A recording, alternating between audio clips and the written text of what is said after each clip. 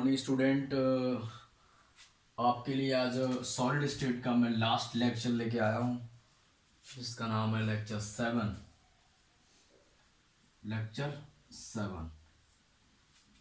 क्योंकि मैंने काफ़ी लेक्चर्स के वाइज मैंने टॉपिक वाइज आपको लेक्चर में डिवाइड करके ये चैप्टर पढ़ाया था। तो इसमें आप देखिएगा, अब जो टॉपिक स्टार्ट कर रहा हूँ मैं, उस टॉपिक का नाम है क्रिस्टल संरचना में अपूर्णता दोष। देखिएगा, देख लें।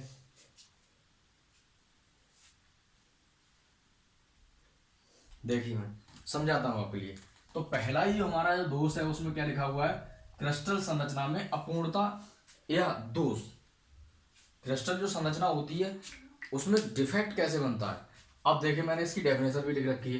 किसी क्रिस्टल में घटक कणों की पूर्ण रूप से नियमित क्रम में कोई भी विचलन हो, क्या कहलाता है, क्या कहलाता है, दोष कहलाता है। इसे डिफेक्ट बोलते हैं। इसे क्या बोलते हैं, डिफेक्ट। नियमित क्रम में कोई भी विचलन क्या कहलाता है, दोष कहलाता है। इसके लिए मैंने एक समीकरण बना दी है, ये लिखी हुई है। देखिए यहाँ लिखा हुआ है, दिए गए परम ताप पर प्रति सेंटीमीटर क्यूब में उपस्थित ऐसे n दोषों की संख्या n समीकरण प्राप्त होती। तो इस तरीके से एक नई समीकरण हमने बना के रख ली है। Small n equal to capital N e minus k W upon R T, ये बन के आ गया है। ठीक, तो यहां पर ये डब्ल्यू जो है वो क्या है, कार्य दोष उत्पन्न करने के लिए है। क्या है, कार्य दोष उत्पन्न करने के लिए।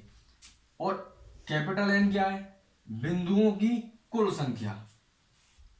इस तरीके से हम अब यहां से, ये तो दोष की बात हुई सिर्फ और सिर्फ, इसकी डिफेक्ट, ओनली डिफेक्ट हुआ इतना। डेफिनेशन ये है, यहां पर इसे नोट कर लीजिएगा। आप स्क्रीनशॉट लेना चाहे तो स्क्रीनशॉट ले लीजिएगा। उसके आगे मैं अब बात करता हूं क्रिस्टल दोष, क्योंकि दोष के बारे में आपको ये मैंने समीकरण दे दी, n equal to n e की पावर माइनस के डब्ल्यू आर टी अपॉन में माइनस के। ठीक, और इसे अगर मॉडिफाई करना चाहें तो लॉग ले लीजिएगा, लॉग की फॉर्म में समीकरण आ जाएगी। अब क्या करेंगे यहां से क्रिस्टल दोष में, क्रिस्टल दोष में पहला जो दोष है वो मैंने किसकी बात करी है, बिंदु दोष की। किसकी बात करी है, बिंदु दोष की। इधर कौन सा दोष है, इलेक्ट्रॉनिक दोष। कौन सा दोष है, इलेक्ट्रॉनिक दोष। तो बिंदु दोष किसे कहते हैं, जब किसी क्रिस्टलीय पदार्थ में परमाणु के समूह या एक परमाणु चारों ओर नियमित व्यवस्था से विचलन बिंदु दोष कहलाता है। नियमित व्यवस्था में से एक पॉइंट या परमाणु विचलन हो जाता है, वही हमारा कौन सा दोष कहलाता है, बिंदु दोष कहलाता है। अब इलेक्ट्रॉनिक दोष किसे कहते हैं, इलेक्ट्रॉनिक दोष जब क्या होता है इसमें, जब शुद्ध क्रिस्टल में कुछ इलेक्ट्रॉन संयोजी बंध से मुक्त हो जाते हैं। संयोजी बंध किससे, संयोजी बंध से मुक्त हो जाते हैं, जैसा कि मैंने सिलिकॉन और जर्मेनियम में आपको दिखाया था, इससे पहले वाले टॉपिक में दिखा दिया है। अब नेक्स्ट है स्टाइकोमेथियन दोष। ये देखिए, इसमें ये दोष कब होता है, जब क्रिस्टल में धनायन और ऋणायन की संख्या ठीक उनके रासायनिक सूत्र को प्रदर्शित करती है। जो रासायनिक सूत्र होता है उसे प्रदर्शित करती है, तो वो हमारा ये दोष होगा।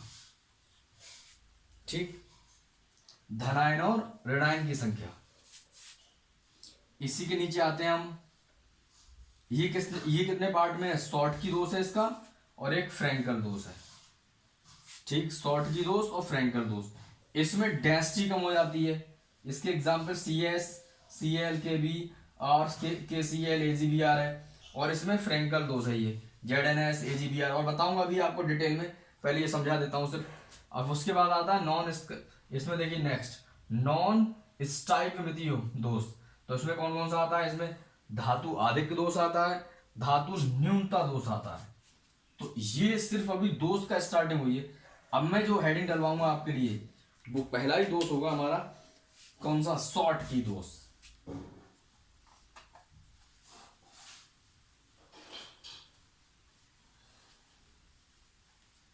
देखिएगा,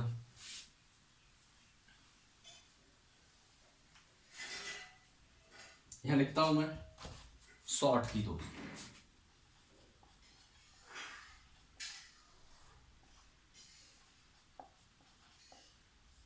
शॉर्ट की दोष घनत्व क्या होता है, कम, AgBr, CaCl, KCl। और एग्जाम्पल आते हैं तो मैं बताता हूँ। अब आपको मैं बताता हूँ इसके बारे में। देखिए पहले हेडिंग डाल दीजिएगा ये,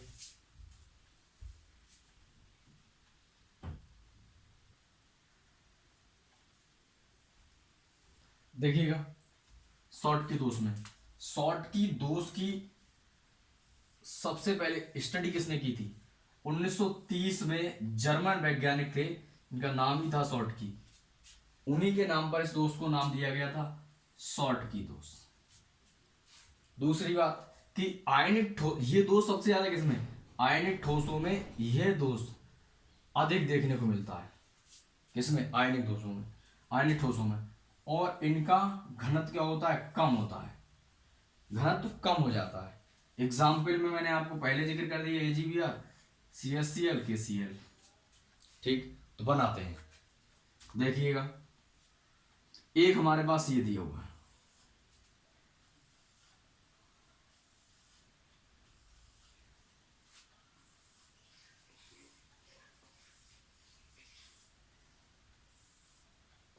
ये दोष तब उत्पन्न होता है जब किसी लैटिस साइड में समान रूप से धनायन और ऋणायन लुप्त हो जाते हैं। और ये इनकी जो एक धनायन लुप्त होगा तो एक ऋणायन लुप्त हो जाएगा, एक ऋणायन लुप्त होगा तो धनायन लुप्त हो जाएगा। ये मैं प्लस बना देता हूं, minus plus minus plus minus, ऐसे चलेंगे ये।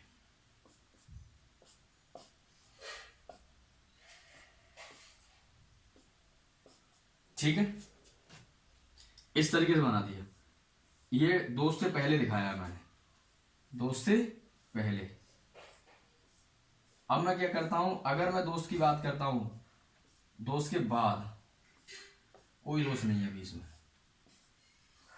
यहां पर, यहां जो मैंने डायग्राम दिखा दिया है ये समझ लीजिएगा, इसमें कोई दोष नहीं है। देखिए सब इक्वली है, प्लस माइनस सब चल रहा है। अब दोस्त के बाद दोस्त जब होता है, दोस्त पर देखिए ये डायग्राम कैसे हो जाएगा। ये दोष कब उत्पन्न होता है? सबसे पहले देखो, लिखने के लिए इतना आपको काफी है। AgBr एग्जाम्पल होगा, CaCl होगा, KCl हो गया। 1930 में जर्मन वैज्ञानिक ने इसकी खोज की थी, सबसे पहले स्टडी की थी।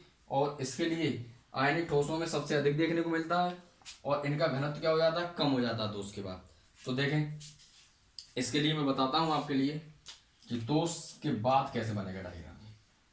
ये दोष से पहले था, अब दोष के बाद डायग्राम इसका कैसे बनने जा रहा है। देखें, यहां से मैंने लिखा दिया, ये देखें,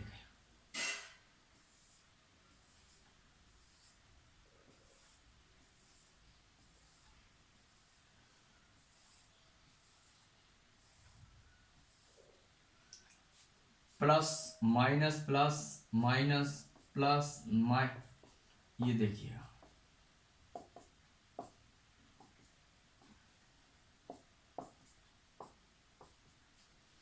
दोष के बाद क्या होगा? मैंने बताया आपको, एक ऋणायन लुप्त हो गया यहां से, एक ऋणायन लुप्त हो गया यहां से, तो एक धनायन भी होगा। यहां से मैंने मान लो लुप्त, यहां धनायन कर दिया, तो एक धनायन हो गया। तो यहां पर आप समझिए वैकेंसी छोड़ गया, रिक्ति छोड़ गया। ये क्या छोड़ गया? रिक्ति। और यहां पर इसने एक रिक्ति छोड़ दी। ठीक है, तो ये कौन सा दोष हो गया? शॉर्ट की दोष हो गया। समान ऐसा ये दोष तब उत्पन्न होता है जब किसी लेटिस साइड में समान रूप से धनायन और ऋणायन का क्या हो जाते हैं? लुप्त हो जाते हैं। और जब अपनी पोजीशन छोड़ के चले जाते हैं तो वहां पर एक रिक्ति छोड़ देते हैं, मतलब वहां एक वैकेंट छोड़ देते हैं, खाली स्थान छोड़ देते हैं। ठीक है, तो आप इस बात को ध्यान रखिएगा। और ये इलेक्ट्रिकली कैसे रहते हैं? न्यूट्रल रहते हैं। कैसे रहते हैं? न्यूट्रल, पूरी तरह न्यूट्रल रहते हैं, न्यूट्रल को मेंटेन करते रहते हैं। यहां से अगर मैं कहूं आपसे, एक और ऋणायन यहां से लुप्त हो गया तो एक धनायन कहीं से और लुप्त होगा, ये लुप्त हो गए, तो ये भी वैकेंट हो गया, ये भी, तो ये वैकेंट हो गया।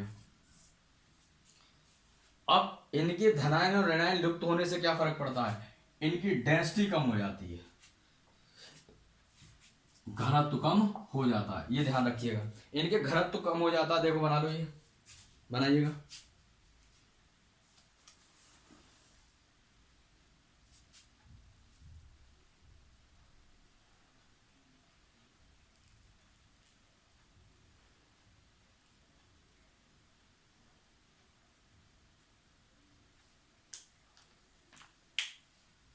और देखिएगा शॉर्ट की दोस्त, देखो अगला मैं जो टॉपिक बता रहा हूं इसी में, शॉर्ट की दोस्त से जो परावैद्युतांक स्थिरांक होता है उस पर कोई फर्क नहीं पड़ता है। ठीक है, और एक पॉइंट और मैं बता देता हूं, चलो मैं एक और बता देता हूं यहां से। शॉर्ट की दोष के कारण जालक ऊर्जा एवं क्रिस्टल का स्थायित्व घट जाता है। शॉर्ट की दोष के कारण क्रिस्टल का स्थायित्व जो होता है, जालक का स्थायित्व मतलब क्या हो जाता है, घट जाता है। ये ध्यान रखिए, जालक ऊर्जा और क्रिस्टल, फिर मैं एक बार रिपीट कर देता हूं। शॉर्ट की दोष के कारण जालक ऊर्जा एवं क्रिस्टल का स्थायित्व घट जाता है। शॉर्ट की दोष के कारण जालक ऊर्जा और क्रिस्टल का स्थायित्व घट जाता है। तो ये तो हो गया हमारा शॉर्ट की दोष। कौन सा हो गया, शॉर्ट की दोष। अब मैं आपको अगला पढ़ाऊंगा फ्रैंकल दोष।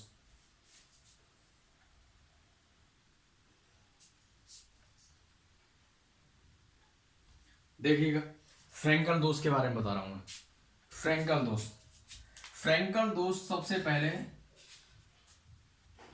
इन्होंने, जो फ्रैंकल नाम के साइंटिस्ट थे, उन्होंने बताया था 1930 में, सबसे पहले इन्होंने स्टडी की थी। इसका एग्जाम्पल क्या होता है, ZnS और AgBr। तो इसमें उन्होंने बताया कि ये दोस्त से पहले देखो, ये उन्होंने क्या बताया कि इसमें से कोई अपना जो अपना कैटायन है वो अपनी पोजीशन छोड़ के, मतलब ये दोस्त से पहले की बात है, दोस्त के बाद की बात करूं मैं, तो उन्होंने बताया कि देखो ये तो इनमें कोई दोष नहीं है अभी। ठीक है, अब मैं बात करता हूं दोस्त के बाद।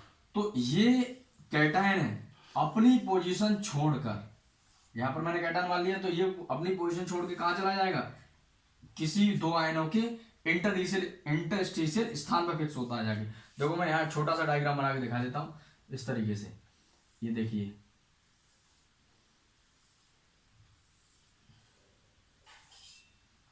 ये देखिए,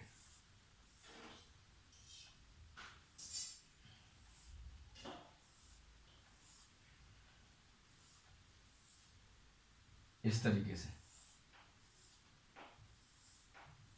ये देखिएगा, अपनी पोजीशन ये छोड़ के, ये प्लस है, minus plus minus plus minus plus minus plus minus, ये माइनस होगा, ये प्लस होगा, ये माइनस होगा, ये प्लस होगा,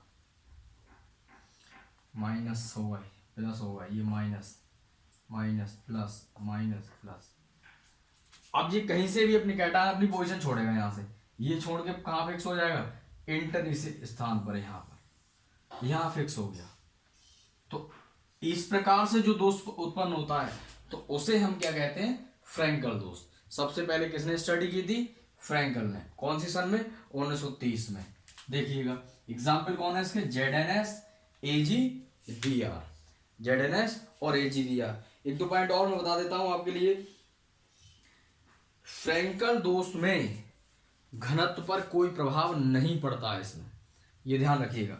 फ्रैंकल दोष में घनत्व पर कोई प्रभाव नहीं पड़ता है, परंतु क्रिस्टल दोष में परावैद्युतांक स्थिरांक बढ़ता जाता है। क्या होता जाता है, बढ़ता जाता है, बढ़ जाता है अर्थात। ठीक है, क्रिस्टल का परावैद्युतांक बढ़ता जाता है, और शॉर्ट की दोष में कोई, आपको मैं बता चुका हूं, फर्क नहीं पड़ता है। अब देखिएगा पहली बात तो क्या है इसमें, इसके एग्जाम्पल ZnS हो जाएंगे, AgBr हो जाएगा। सबसे पहले खोज किसने, डिस्कवर स्टडी किसने की, 1930 में फ्रैंकल ने की थी। इसमें इसे एक स्मॉल साइज माना, एक मैंने लार्ज साइज माना है।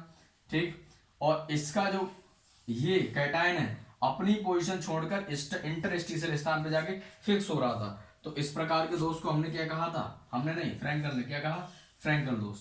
और इनमें घनत्व पर कोई प्रभाव नहीं पड़ता। ठीक है, परावैद्युतांक स्थिरांक क्या हो जाता है, बढ़ जाता है इनका। क्या हो जाता है, परावैद्युतांक स्थिरांक बढ़ जाता है। नोट करिएगा, ये बना।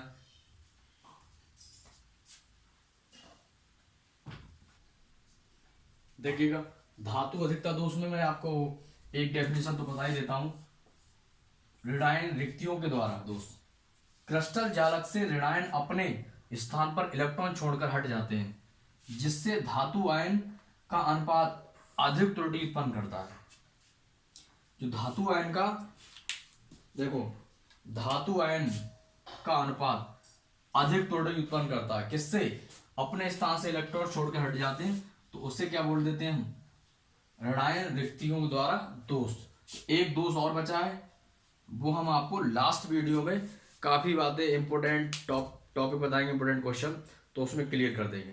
और अब लास्ट टॉपिक बचा है चैप्टर का पैरामेट्रिक, जो हमारा चुंबकीय गुण है, तो वो हम लास्ट टॉपिक जो हमारा लेक्चर होगा उसमें बताएंगे, आपको इंपॉर्टेंट क्वेश्चन बताएंगे। बस उतना ही करना है, मैं आपको एक बार नोट करके इस पे दे दूंगा और साइड पे डाल दूंगा, बस उतने क्वेश्चन करने हैं इस चैप्टर से। बाय।